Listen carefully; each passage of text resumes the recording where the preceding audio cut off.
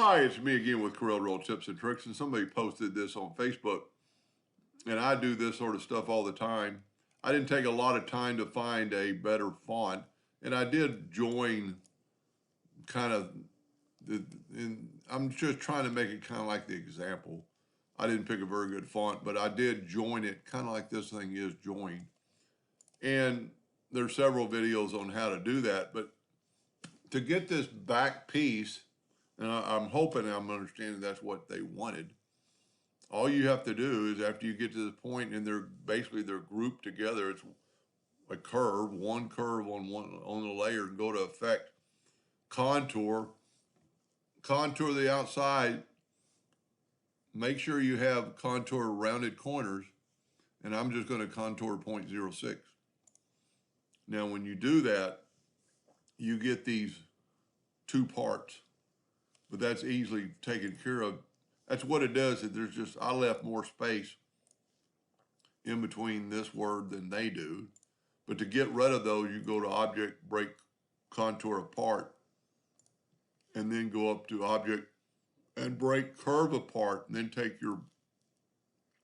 you can either take your Virtual Segment Delete key, or you can take your Shape tool and just select that shape and get rid of it. And then all I did to make this example, kind of make it look the real and just little insight. Take your shape and make it whatever color you want. We're going to take yellow. We're going to add a little bit of white to it by holding down the control button and make it a little bit less yellow, kind of more like a looking thing. I'm going to take away the outline. And then on this one, you can do one of two things. You could just put in a color, but that doesn't work because the way I welded it, it's got some problems. So if that ever happens, just take your Smart Fill tool and take your eyedropper, and you can even all go over here and get an eyedropper color and then fill that in, and you're good to go.